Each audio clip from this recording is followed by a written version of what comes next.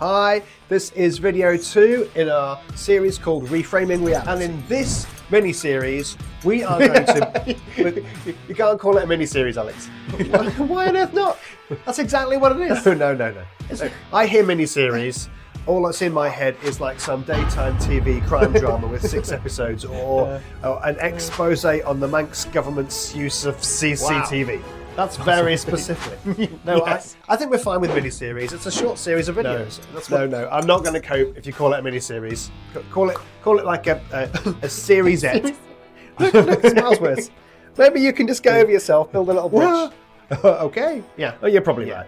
So tell me, wise leader, what did we do last time and where are we up to? So last time we looked at Jesus' parables of the wineskins and the cloth, and you said it was a single parable, and it was definitely 2. Thanks for the reminder. Yeah. What did we take from those parables that Jesus was trying to teach his disciples? We need to remain supple in our thinking and our attitudes because God's wanting to do a new thing. And I think we came to the conclusion that all the way through human history, God's trying to do new things, and our rigid structures and our rigid ways of thinking have stopped it. We've been the problem. Yeah, we've been. So what's today's gem? So today we're going to look at a group of 4 parables which Jesus tells back to back in Luke, all of which are trying to explore the same idea from a few different perspectives. We're going to call this one Look and Learn.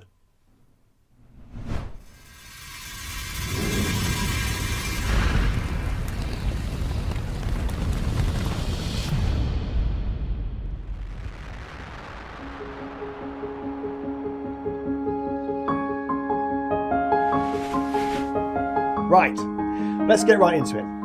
How do you want to do this? Shall we tell all 4 parables and then talk about them, or do them one at a time? Well, thankfully, they're all also super short, so I think this time we just tell them. Let's all at the same time. I'll do 1 and 3. These are from Luke chapter 6, 39 to 49. Can the blind lead the blind? Will they not both fall into a pit? Is that it? Yeah, told you it was super short. Told you. Then it goes on to say, why do you look at the speck of sawdust in your brother's eye and pay no attention to the huge plank that's in your own? How can you say to your brother, oh, let me take that tiny speck out of your eye when you fail to see the plank in your own eye? You are a hypocrite. Take the plank out of your own eye. Then you can see clearly to remove the speck that's in your brother's eye. And then no good tree bears bad fruit, and nor does a bad tree bear good fruit. Each tree is recognized by its fruit. People don't pick figs from thorn bushes or grapes from briars. A good man brings good things out of the good stored in his heart, and an evil man brings evil out of the evil stored in his heart. The mouth speaks what the heart is full of. Wow. Yeah. And finally, why do you call me Lord, but not do what I say? Anyone who comes to me and hears my words and then puts them into practice is like this. They're like a person building a house who digs down deep and lays a good foundation on a rock. When the floods of life come, the torrent strikes the house and cannot shake it because it's well built. But a person who hears my words and does not put them into practice is like a person who builds their house around with no foundation at all. The moment the torrent strikes the house, it will collapse and be completely destroyed. Okay, so 4 parables: the blind leading the blind, the plank in the eye, the tree and its fruit, and the wise and foolish builders. So I would say I'm very familiar with the plank and the builders. Yeah. Less so with the blind leading the blind, although that is an expression that we use a lot. It is. I'm just twigging now that it's a Jesus phrase. And the tree and its fruit is less known to me too. Okay. Well, let's think about what each of them say and how the writer Luke wants us to put these 4 parables together in our heads to build one rounded picture of the way that Jesus wants to challenge our reality. Okay. The first one's easy, isn't it? Can the blind lead the blind? Will they not both fall into a pit? I mean, we use that expression all the time, don't we? It implies there's a group following someone, and the person they're following has got literally no idea what they're doing. They can't see. What does see mean? Well, It's not the big blue wobbly thing mermaids live in. Thank you, Baldric from Blackadder. It's like understanding, isn't it? When you realise something and you say, "Oh, I see." That's what it means. Yeah. So the first thing Jesus wants us to wrap our heads around is that we need to be careful who we are following. Who is teaching us? Who are we listening to? Whose advice are we taking? What is it that makes us think that they can see more clearly than us? So I guess if you're lost in a jungle and none of you know where you're going, you'd be looking for a person in the group who's like, I trained under Bear Grylls. So I can keep us safe and I can navigate forest terrain. Yeah. Or better still than that, is there someone in the group who can climb to the top of the tree and come back down and go, I can confidently tell you there is a town in that direction. So, what's the second way that Jesus wants us to explore? Well, next it was the splinter in someone else's eye and the plank in your own. So, how is this the same thing? Because I always thought that this parable is about not judging other people. Well, yeah, so it kind of is about that. Until you see it in the lineup of all these different parables, then we add another layer of meaning on top. Okay, so when we see this one on its own, Jesus is like, don't say to someone else there's something wrong with you, and you're going to help them with it. Like say they drive poorly, but you're drink driving at the weekends. Remember, Jesus has just talked about the blind leading the blind, and this is also about blindness, isn't it? It is. How did I not see that? Yes. So the first one's about spiritual blindness, who's guiding who. This one is also about blindness. Don't assume that you can be a spiritual guide to someone else when the reality is that you're just as blind as they are. Yes. Yeah?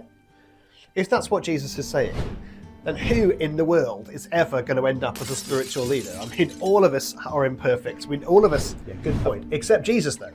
Remember, in this block of parables, Jesus is talking to ordinary, everyday people. When he does that, generally, his teaching has an upward trajectory. So he shows us how stuff is now and the way it could be different. He's inviting us into something better. Okay. So here, he tells them, if they look carefully at themselves, they will be able to rid themselves of those giant planks in their eye, and then they'll be able to see clearer. So if we're looking for who should be our spiritual leaders we're following, they should be the kind of people who are humble enough to be self-examining for their own shortcomings, their own faults, and sorting themselves out kind of like right in front of us. Yeah, really. That's right. Yeah. Those are the guides who can see clearer. Right. So what's next? Next is the one about the tree and its fruit. Yeah. You can recognize the tree by the fruit that it bears. Yeah, and he says that the stuff people say and do comes out of their hearts, which means their motives, their character. Okay. Jesus is like, watch each other, watch how people live, and you can see their motives by the things they say and do. It will all come to light in the end. People might talk the right talk, but are they practicing what they preach, Alex? So it could seem, though, like Jesus is asking us to be judgmental again. And he's literally asked us not to do that in the last couple of parables. Except that parable 2 tells us, don't take a splinter out of someone else's eye until you've dealt with your own plank.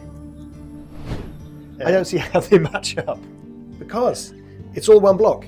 Jesus is still teaching us about who it is we should be choosing to follow. The whole blind leading the blind, I think I'm getting there slowly. So number 1, if you're following someone, make sure they can see. Yeah. Number 2, if you're a leader or a friend, you've got to be humble enough to keep examining yourself. And number 3, look at those leaders who claim to be able to see, and you'll be able to spot the ones who are keeping themselves humble and keeping themselves alive to God. Okay, I'm starting to get there. So number 4. This is the one you said you knew the least. I stand by that, Alex. Yes, it's about building our lives on Jesus' teaching. It's pretty obvious, this one, isn't it? Yes. So, if you look carefully, it's the same as the tree and the fruit parable, except there's a consequence attached at the end. The consequence. Yeah. In this one, the people are basing their lives on Jesus' teaching and acting it out. They've got strong foundations, and they can withstand the crazy that life throws at us all. And the ones who are like, I follow Jesus, but don't actually do it, they're hit by the storm. They're destroyed, aren't they? Destroyed. It's a warning. Destroyed. So the kind of disciples Jesus is looking for are people who recognize that they can't see everything spiritually. We need to keep looking for the ones who can see more than us.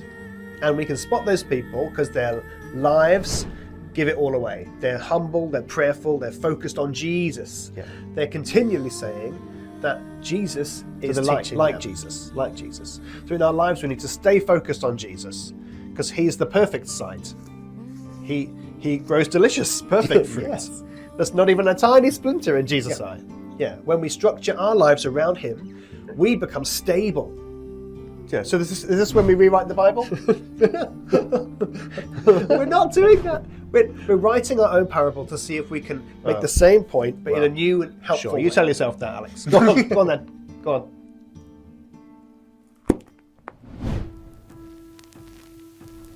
When you're lost in a forest, you look for the guide that's been there before, not the person who only has a fragment of a map.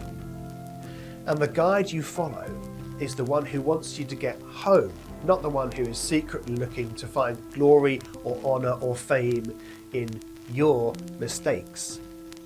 So make sure that you're following the right guide, or you may end up in mortal danger. And only offer to be a guide once you know the path you're walking on yourself. That wasn't too bad. How's that? I do think Jesus said it better. Yeah, well, thankfully I'm not trying to upstage Jesus, Alex. I'm just trying to add clarity. So when we put this time with last time, what do we get? So last time, make sure you're supple enough to take in what God's trying to do, the way he's trying to bring you back to the way things should and be. this time, be the kind of people who remain humble and teachable and focused on living like Jesus, with the motive of simply wanting to see and help others to see. Yeah, there is a natural progression in the story arc. I am right. Yes.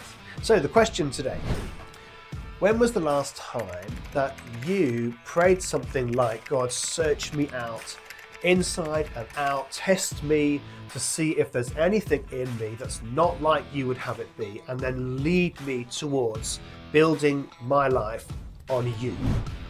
So leading up to Easter, Lent is a great time to rededicate ourselves to saying, "God, teach me, mold me, challenge me." Yeah, and remember that there are no perfect human teachers. So if you've got teachers who are telling you that they've got everything sorted, it's a sure sign there's a plank very planky in their eye. Only Jesus had full sight. All of the rest of us have only got partial vision.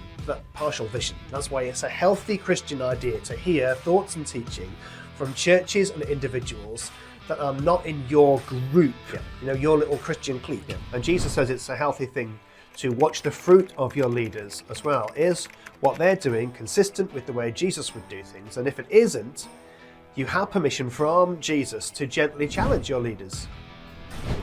So as an aside, if you're watching this and you know me as a Christian leader, and there's something that's been bothering you about something I teach or the way I treat people or part of the way I lead, which is unlike Jesus, please arrange a meet up with me sometime so we can talk about it. And I promise you, I will come ready to listen. Or meet me.